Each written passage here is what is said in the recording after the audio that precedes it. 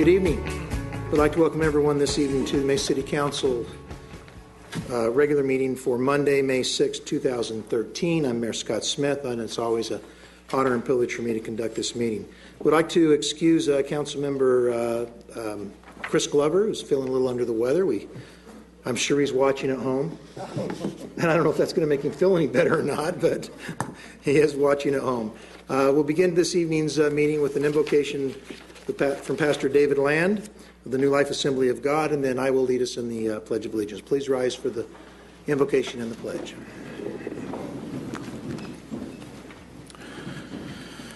Heavenly Father, we're so thankful again as we reflect back on our day-to-day, and no matter how hectic it's been or how peaceful it's been, we still realize that it's the day that you have made, and your word declares to us that we can rejoice and be glad in it. And as we gather together this evening, as our mayor, our council members, city leaders have gathered to do business, as the citizens of this city have come to participate in it, we pray that, number one, you will be the honored guest today, that every decision made will be according to your will. Lord, that our city would be a reflection of the love of Christ, the work of God. Lord, we would see people's lives changed and hearts touched in this city. Bless our mayor, bless every council member that sits on this bench, and we give you thanks for their leadership. In Jesus' name, amen. Amen. Please join me in the Pledge of Allegiance. I pledge allegiance to the flag of the United States of America and to the republic for which it stands, one nation, under God, indivisible, with liberty and justice for all. Thank you. Please be seated. We'll now proceed with the mayor's welcome. Welcome to the Mesa City Council meeting. Thank you for your interest in the city of Mesa. At this time, please turn off or select the vibrate option on all cell phones while the meeting is in progress. If you would like to speak on any items, please fill out the blue cards located in the back of the room and give it to the city clerk. We ask you to limit your comments to 3 minutes. You can also ask for an item to be removed from the consent agenda. Items on the consent agenda are read into the record and voted on in one motion. At the end of tonight's meeting, under items from citizens present, there will be an opportunity for 3 citizens to speak on any issue, with a maximum of 3 minutes each. The council cannot respond to your comments. When the mayor calls your name, please step up to the podium, state your name and address, and make your comments. The city of Mesa operates under a council district system with the mayor elected at large. The mayor of Mesa is Scott Smith, serving his second term. There are 6 districts in Mesa, and here are your elected council members. In District 1, Dave Richens represents Northwest Mesa. In District 2, Vice Mayor Alex Finter represents Central and South Central Mesa. In District 3, Dennis Kavanaugh represents Southwest Mesa and the area south of downtown. In District 4, Christopher Glover represents downtown Mesa. In District 5, Dina Higgins represents Northeast Mesa. And in District 6, Scott Summers represents Southeast Mesa. Information about your council member and the city of Mesa is available online at mesaaz.gov. All city council meetings are broadcast live and then rebroadcast on Mesa Channel 11 and on mesachannel11.com. Great. We have a couple of recognitions this evening, and we'd like to invite Planning Director John Wesley to introduce the first. Thank you, Mayor and Council. One of my duties, in addition to being Planning Director, is that as Historic Preservation Officer. And the city has an appointed Historic Preservation Board. Donna Benz, the chair of that board, is here this evening. The board recently sponsored a historic writing contest, and Donna's going to tell you about that and present the awards.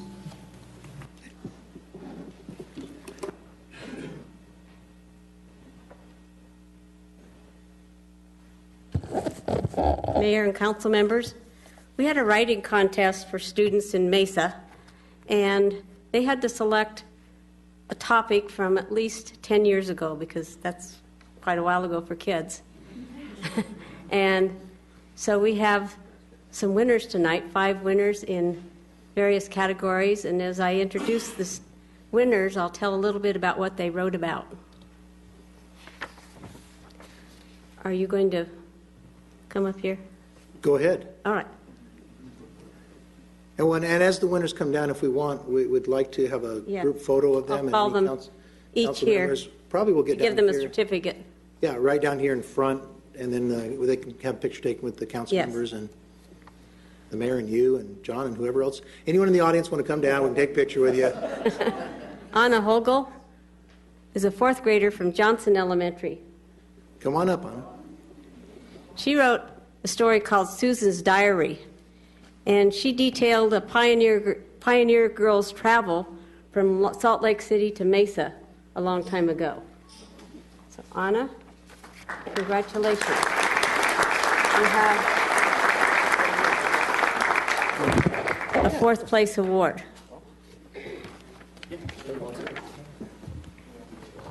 Paige Savory is a sixth grader from O'Connor Elementary. She wrote about her daddy, who was doing special training at Falcon Field during World War II, and a British aviator was staying at their home at the time. Congratulations, Paige. Thank you.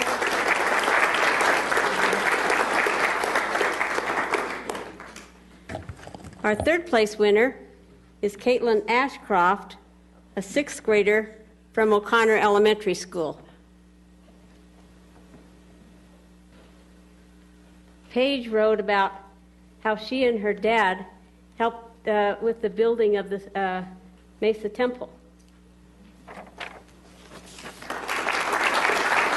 Congratulations. Our second place winner is Isabel Hanning. Isabel is a homeschooled fourth grader, and she wrote about how she and her brother, or Anna and her brother, were planning to show their animals at the Maricopa County Fair, which was on the same block as 55 North Center. At that time, a civic center was there. This was a hangar from Marana, and it was a World War II hangar there, but it burned down in 1959, the night before the fair.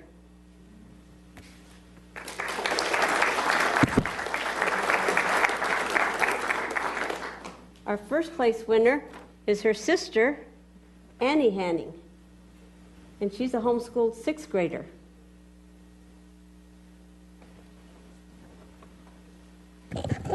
Annie wrote about a girl named Carolyn Button, who formed a club during World War II, and among other things, they sold scrap metal to raise money to buy war bonds. But in the meantime, her brother joined the armed services, and he was off to training and then off to battle, and she hadn't heard from him for a long time. The day she finally got a letter from him was the end of the war. But he was in the hospital and had lost his right arm. But he would be returning home soon.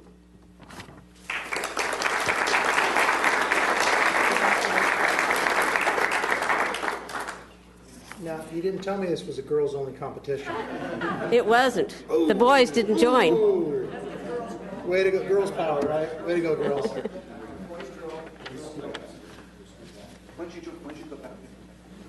Mary, you want to get the note? Girls just line up right in front of us.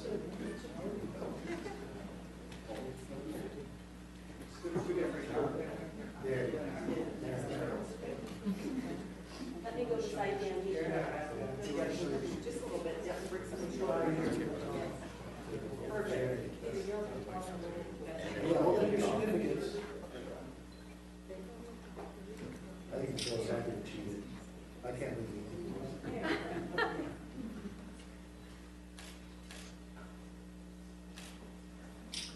Okay.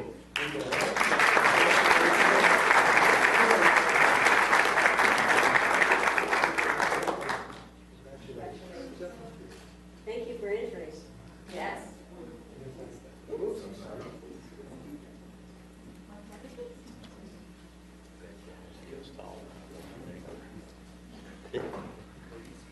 I hope so.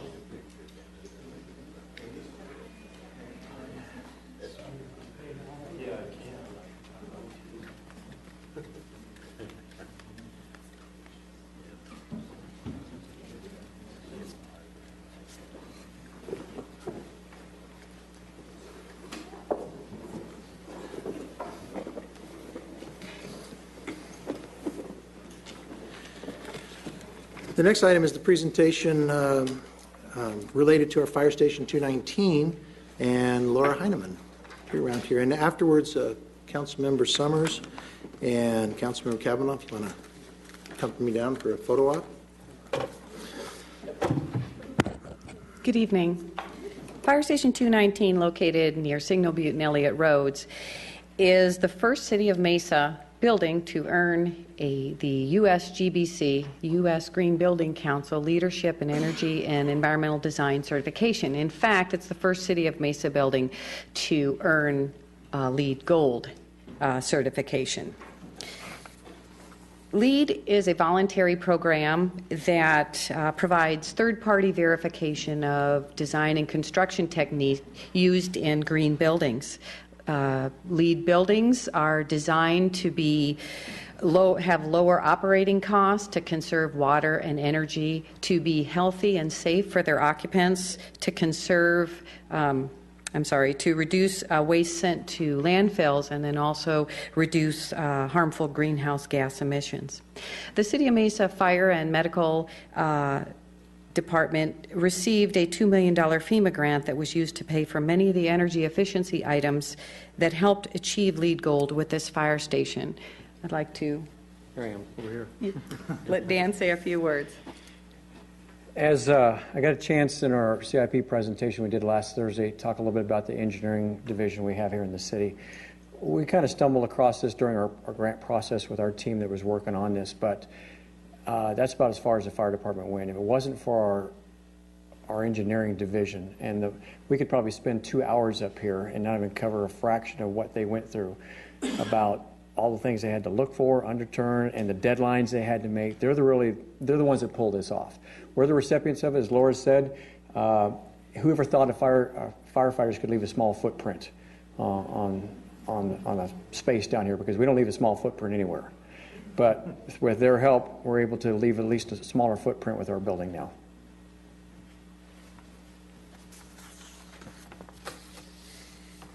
Thank you. As Dan mentioned, the design and construction of the fire station was really a collaborative effort between city staff, the design professionals, and the building contractors. Innovative ideas and sustainable design were brought forward, discussed, priced, and then, if appropriate, implemented in the construction of the fire station.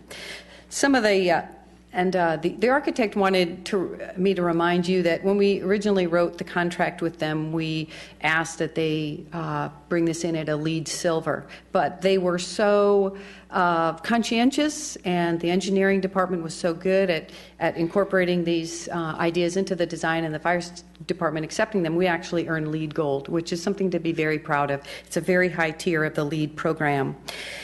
Some smart strategies that were incorporated into the fire station that were related to energy efficiency was the use of a cool foam roof that not only insulates the building, but it also reflects heat.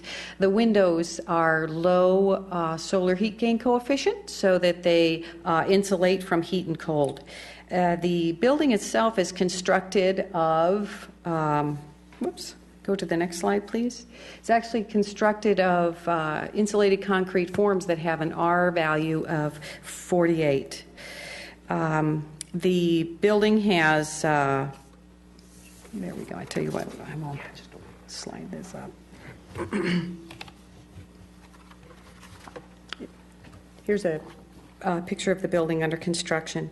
There is an on-site, renewable energy is generated on-site with a 5.3 kilowatt photovoltaic system, and a solar hot water heater system provides all the hot water that the firefighters use in the station. And the payback on the solar thermal water heater is only 2 years, so that's really something that makes a lot of sense. As Shahir said a little earlier, it's like 48 years for free. There are also a number of strategies in place to conserve water: dual flush toilets, pint flush urinals, and also low flow showers that still are very effective showers for the firefighters. They were very conscious about that. There's abundance of natural landscaping that not only provides habitat, but also reduces the need for irrigation water. Fire Station 219 has achieved some impressive outcomes. 40% of the construction material used for the station was actually obtained within 500 miles of the site. That means that the price of that material was less. Transportation costs were less, and the use of natural materials was less. So it was a savings for the city. 75% of the construction waste was diverted from the landfill, so disposal costs were significantly less. Those products that were diverted from the landfill actually went to companies that use that for recycled material, and it also extended the life of the landfill.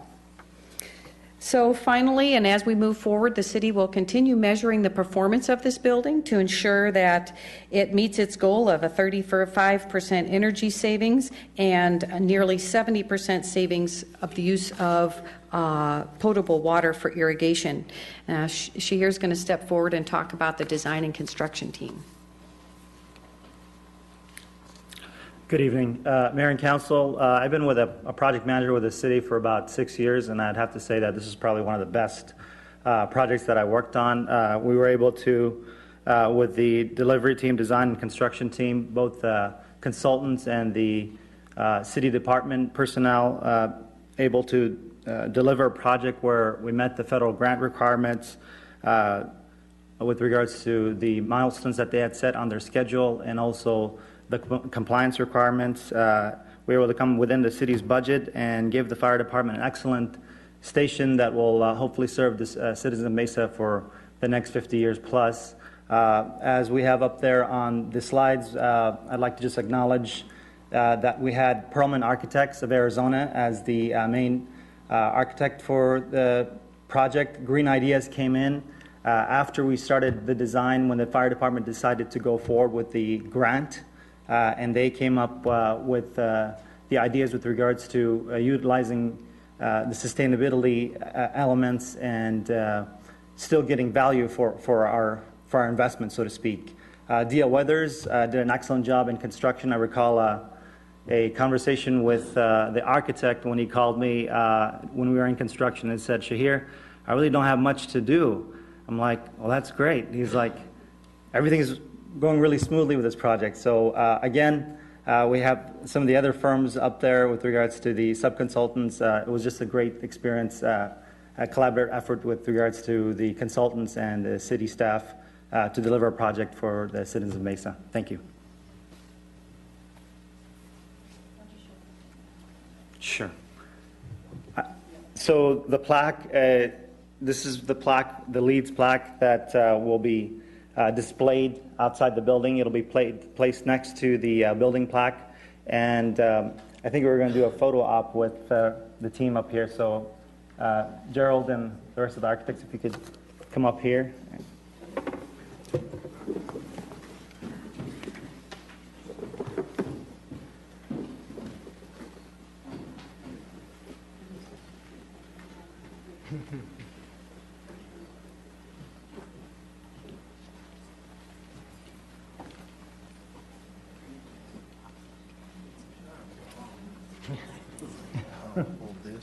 All right. Come on over here. Who's in?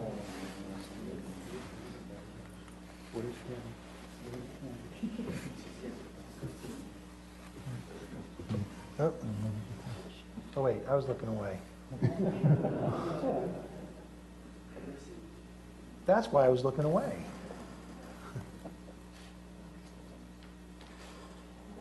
All right. Thank you. Thank you. Thank you. Good job. Thank you. Thank you for everything. Thank you.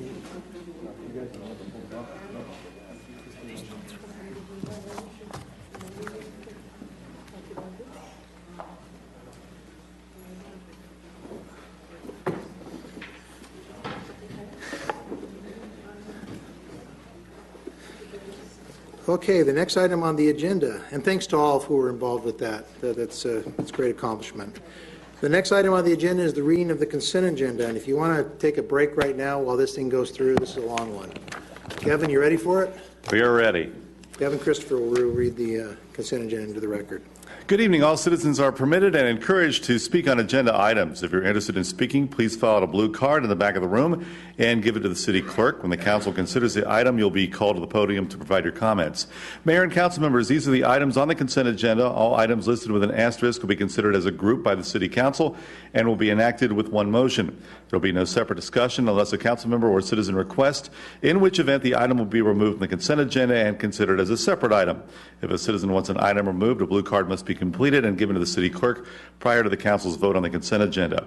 Item 2, approval of minutes of previous meetings is written. Item 3A, act on liquor license application for Dollar General Store, 7350 East Main Street.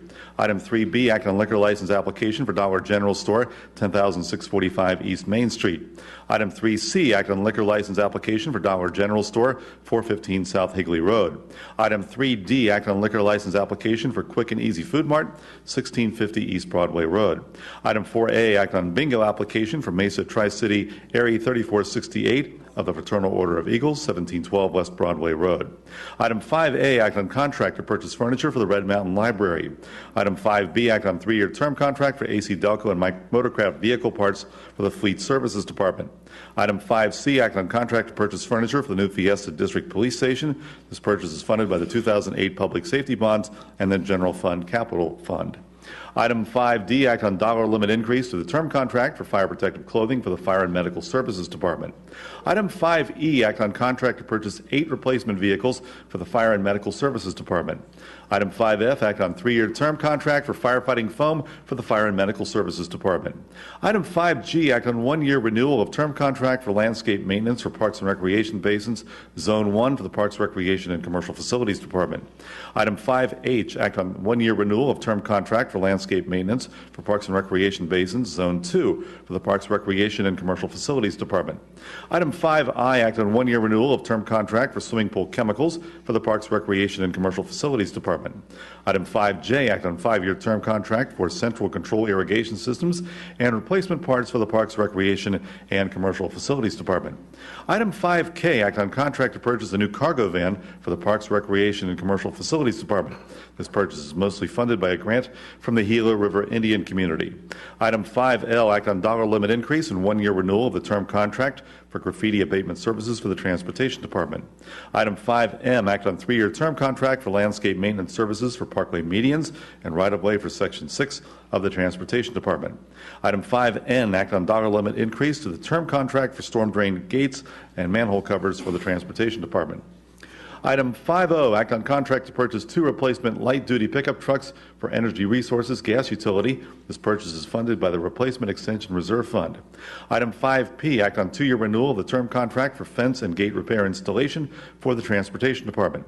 Item 5Q, act on 1-year renewal of the term contract for reflectorized sign sheeting for the Transportation Department. Item 5R, act on contract for carbon replacement at the Northwest Water Reclamation Plant for the Water Resources Department. Item 5S, act on 2-year renewal of the term contract for cationic emulsion polymer for the Water Resources Department.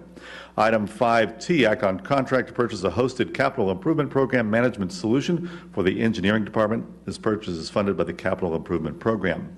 Item 5U, act on 1-year renewal of the term contract for digital bond printing services for the Engineering Department. Item 5V, act on contract for Broadway Road improvements from Sossaman Road to Haas Road. Funding is available in the 2008 Streets Bond Authorization, 2010 Water Bond Authorization, and the 2010 Wastewater Bond Authorization. Item 6A, act on resolution approving the fiscal year 2013-2014 annual action plan for submittal to the U.S. Department of Housing and Urban Development and authorizing the city manager to amend, sign, and submit the plan. Item 6B, act on resolution authorizing the city manager to prepare, sign, and submit applications to the U.S. Department of Housing and Urban Development to receive entitlement funds under the Housing and Community Development Act of 1974 as amended and approve all activities and funding allocations undertaken by nonprofit organizations that meet the objectives and priorities as identified in the consolidated plan. Item 6C, act on resolution authorizing the city manager to prepare, sign, and submit applications to the U.S. Department of Housing and Urban Development to receive entitlement funds under the Housing and Community Development Act of 1974 as amended and approve all activities and funding allocations undertaken by city departments that meet the objectives and priorities as identified in the consolidated plan. Item 6D, act on resolution authorizing the city manager to prepare, sign, and submit an application to the U.S. Department of Housing and Urban Development to receive entitlement funds under the National Affordable Housing Act of 1990 as amended, and delegating authority to the Housing and Community Development Advisory Board to approve all activities and funding allocations undertaken by nonprofit organizations that meet the objectives and priorities as identified in the consolidated plan. Item 6E, act on resolution authorizing the city manager to prepare, sign, and submit an application to the U.S. Department of Housing and Urban Development to receive entitlement funds under the National Affordable Housing Act of 1990 as amended, and delegating authority to the Housing and Community Development Advisory Board to approve all activities and funding allocations undertaken by city departments that meet the objectives and priorities as identified in the consolidated plan. Item 6F, act on resolution authorizing the city manager to prepare, sign, and submit an application for the U.S. Department of Housing and Urban Development to receive entitlement funds under the Stuart B. McKinney Homeless Assistance Grant of 1987 as amended for the Emergency Solutions Grant. Item 6G, act on resolution authorizing the city manager to execute a second amendment to the Regional Emergency Medical Transportation Service Agreement with Southwest Ambulance to modify response time evaluations and liquidated damages for certain response types and response zones that have low monthly call volumes. Item 7A, introduction of ordinance regarding Z13-15, 7255 East Broadway Road, located on the south side of Broadway, east of Power Road, modification of ordinance to allow the nursing facility to offer outpatient rehabilitation services to all residents and the general public. Item 7B, introduction of ordinance regarding A13-02, annexing land located at the 8800 to 8900 blocks of East Range Rider Trail, north of McDowell Road and east of Hawes Road. This was initiated by the property owner. Item 7C, introduction of ordinance regarding Z13-12, the 8800 to 8900 blocks of East Range Rider Trail, located north of McDowell and east of Hawes Road, rezoned to establish City of Mesa zoning on recently annexed property. Item 7D, introduction of ordinance regarding Z13-13, the 8800 to 8900 blocks of East Range Rider Trail, located north of McDowell Road and east of Hawes Road, a rezone to allow development of single residence lots. Item 8A, act on ordinance regarding Z13-07, the 7800 to 7900 blocks of East University Drive on the south side and the 200 to 300 blocks of South 80th Street on the west side, modification of the villas at Montana Vista Plan Area Development to allow modification to the development standards of single residence lots. And item 9A, act to adopt notice of intention to adjust utility rates and setting June 17, 2013 as the date of the public hearing. Mayor and council members, these are the items on the consent agenda. Thank you, Kevin. Is there any item that a council member would like to remove from the consent agenda? Ms. Mickelson, is there any request from the public to remove an item from the consent agenda? No request, Mayor. Okay. We have a motion to approve the consent agenda from Councilmember Kavanaugh, a second from Councilmember Richards. Is there any discussion? Please vote.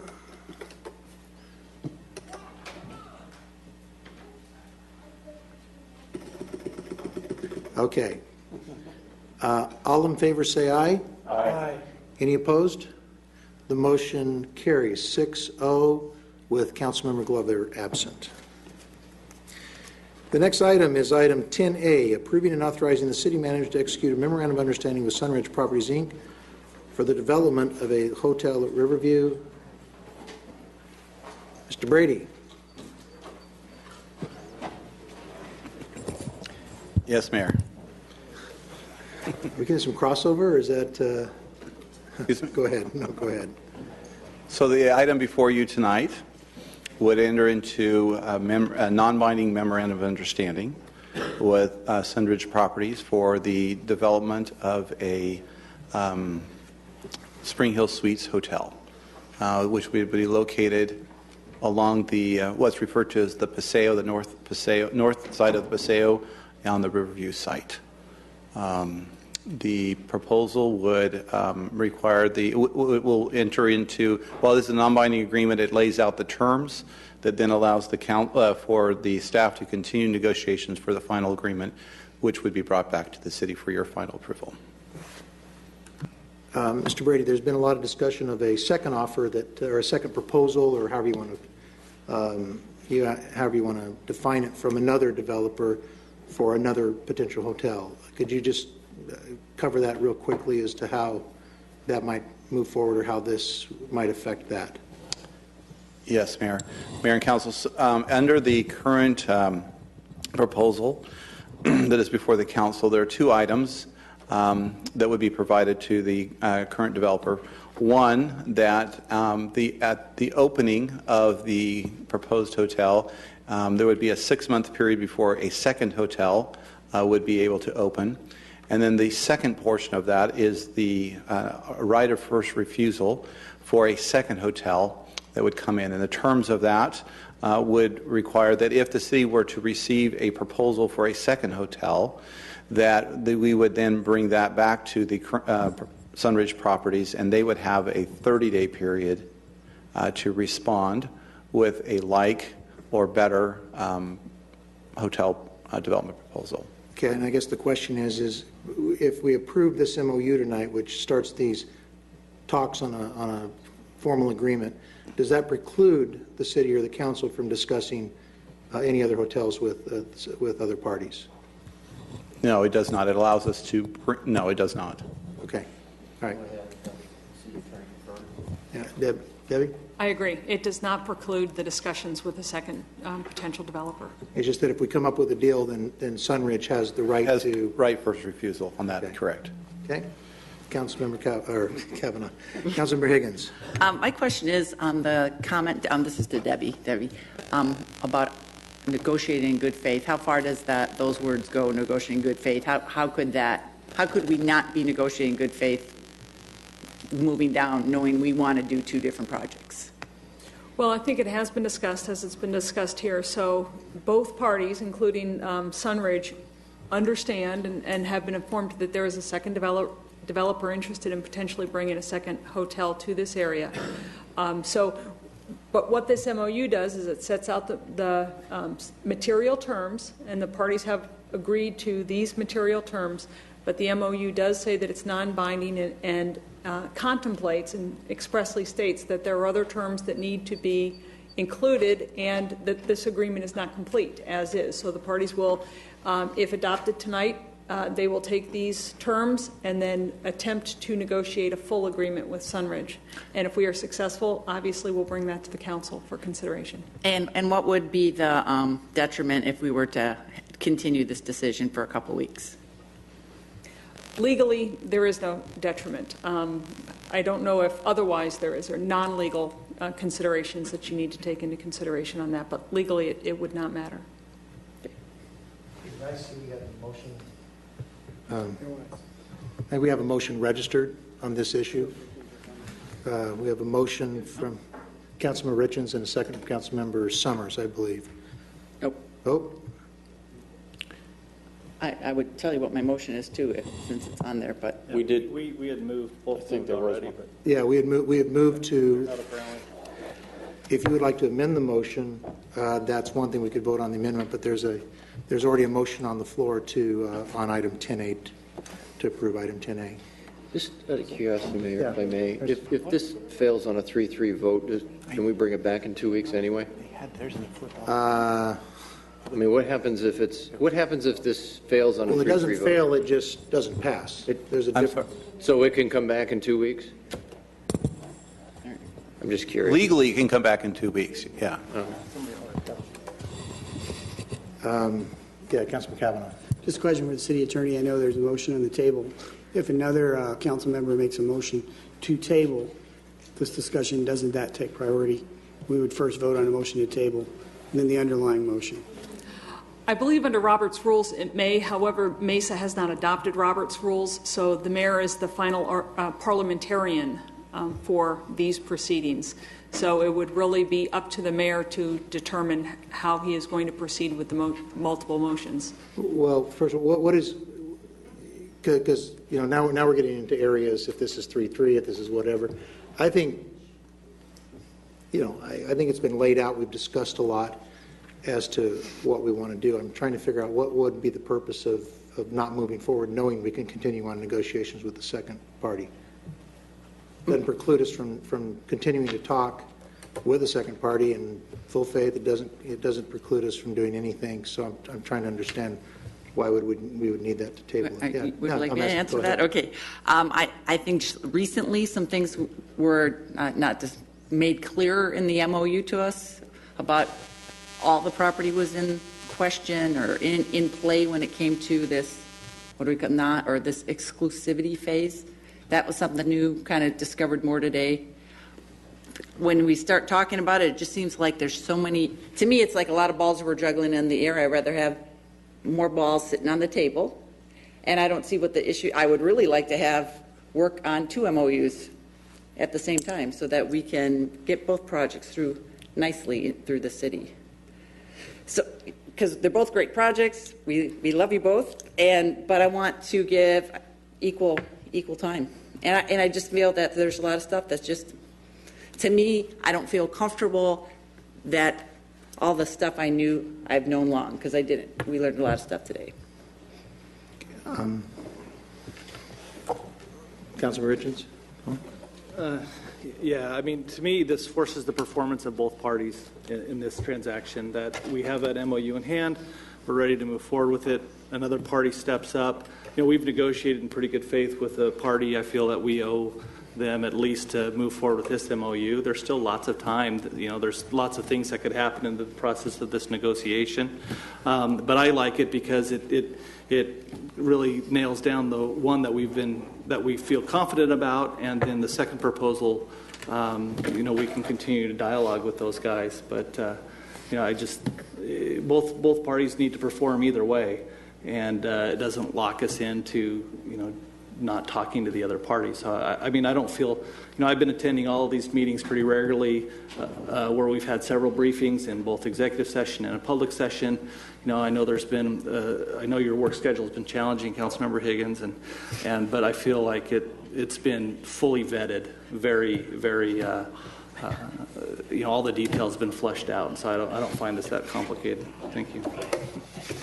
I think that, we've talked about this. I don't believe that acting on this motion tonight really changes the game. I think that we have items we still need to negotiate, and as we bring on the details, I think it spells out very carefully that it does envision talking with the second party. It doesn't change those rights. I don't know what will change by delaying. I'd like to just, since there's a motion on the table, just move ahead with that motion if we could. Yeah, Vice Mayor? Thank you. Well, there was some major changes that came to nowhere tonight, so it does kind of change the game, and it doesn't matter if people have been here in the past or now. Definitely some changes tonight. But actually, this is really exciting news for Mesa, and the opportunity that we have multiple private sector folks coming forward and saying, hey, they want to build something nice, and hotels and resorts, and these are the problems I wish we had for the last 4 years, and it's exciting to see it coming forth now. So I'm going to go ahead and support the motion as I understand it to be supported, but I wanted to be crystal clear with our friends at Sunridge. I've got a couple of problems with the exclusivity part of it, and I've made, in my little opportunity, made the city attorney and the city manager aware. Anything that prevents the opportunity for competition and getting the best price for the citizens of Mesa, more development, I would be apprehensive about. But I think it can work out, and I'm assured by our good city manager that he's going to look for every opportunity to see how it's a win-win for everyone. In fact, I do remember just as we were having a light moment to say, hey, we want it all. We want all these opportunities and this development, and there's some great things that are happening here. So as we go forward, though, I wanted you to know in good faith, got a concern here or there, but there are no deal killers that I can see. But I think it's a great opportunity to move forward. So I'll be supporting that motion. Okay. Any other questions or comments? Mayor? Yeah. Thank you, Mayor. I made a second on this motion, and I'll say that there's we've had quite a bit of conversation about this, and the conversation downstairs was very revealing. I haven't heard anything moving forward with an MOU that would preclude us from making some changes to make council members more comfortable before we get to the development agreement. The other thing that I've heard is there's nothing in this MOU that precludes us from dealing with the second hotel. I would like to extend my appreciation to Councilwoman Higgins. She did a phenomenal job in reaching out to a developer who was interested in, let's face it, taking a big risk and is interested in doing a full-service hotel, which this council believes is a very viable project next to another phenomenal project. And no one, neither the developers or nobody up here, seems to believe that a full-service hotel and limited-service hotel are in direct competition. In fact, when you look at some of the agreements we've done, like in the Gateway area with Gaylord, even though Gaylord was going in, there was another lower-level hotel, although resort also, that was interested in coming in and sitting right next to it. I think both these projects can work. From what we've been told by our city attorney, we can move forward on both these projects and work out good development agreements, and I think we'll have some very positive projects. So I'm looking forward to seeing both of these move forward. Thank you, Mayor. Thank you. And I think as this goes through, well, let's just go ahead. If there's no other comments, let's vote. The vote is 5 ayes and 1 nay, with Councilmember Higgins voting nay and Councilmember Glover absent. And I think that with the comments, there's also some, although not formally part of this, I think there's some feelings and some suggestions that I think it would behoove the parties to take notice of and work on toward getting something that works, that I think can be successful. Okay? Great. The motion carries, by the way. The next item is item 11, items from citizens present. The first request is from Ryan Russell. Ryan?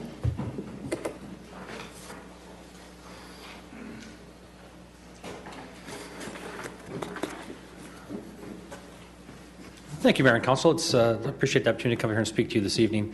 You know, it seems often I come to you and I have to ask for things, whether it's funding or changes in how we do things or just advice. And although I don't mind coming and talking to you on those issues, it's kind of nice that I get to come and talk to you about a success we had working with the city tonight and our military leave policy. Currently, law enforcement is one of the largest employers of veterans in the state of Arizona, and many of those veterans choose to continue to serve their country in the reserves also, as well as serving their community as police officers. So I was approached by some of our reservists here in the department, and you can imagine that the role of reservists and National Guard has changed a lot in the post 9/11 era. No more just the weekend and the 1 weekend a month and 1 week in the summertime. Now they're asked to go serve some fairly significant roles in serving our country. So we came together. And we didn't know really where to start and where to go from. And Deputy City Manager John Pombier, and Talana Felix met with us. And we said, hey, here's where we're at, and here's where we want to go. And inevitably, every time we would turn and look at Talana, and she was the one who did a lot of work for us. So I want to publicly thank her for that. One of the biggest changes that are going to come out of the policy change is what we describe as decompression time. Many times our reservists are coming back from up to a year or more deployment, and many times they're coming back and they're done with their military commitment on Friday, and unfortunately they're back to work on Monday. And that doesn't create a healthy or happy employee, and it definitely doesn't create a healthy or happy family for them at home. It's been described to me that many times after a year deployment, they have to come back and get to know their wife and children again. So we've established what we call decompression time, where they're going to get some time provided by the city, depending on how long they're deployed, so they can take those kids to Disneyland and get to know their family again after their deployment. I wanted to thank Sergeant Bob Nesbitt and Sergeant Gina Nesbitt, Officer Scott Bresman, and Officer Sean Stoddard, who worked with us on this committee, as well as, once again, Talana Felix and Deputy City Manager John Pombier. And in particular, I wanted to thank City Manager Brady, who, when we brought this policy to him, he saw that this is a good thing for our employees, good thing for our community, good thing for our country, to allow these changes. And to the criticism sometimes in our community out there of labor and management working together, I think this is just another example of the wonderful things we can accomplish by working together. Once again, thank you for the time. And thank you for coming and sharing that good news with us. It's like you said, it's nice to hear people working together and making the city a great place to work too. Thank you, Mayor. So we thank you. And we certainly thank all the members of your department that serve. I know in my and I guess in our tenure, I've known at least a couple of them that have done at least 2 tours in the 5 years that I've been here. And so I know that that's got to create a huge strain on families, the individuals, and the department. Okay. The next item is John McCatton. John? Did John leave? Okay. Had to leave. All righty. So maybe he'll come up next time. Okay, we have a motion to adjourn from Councilman Summers, a second from Councilman Kavanaugh. All in favor say aye. Aye. We are adjourned. Thank you.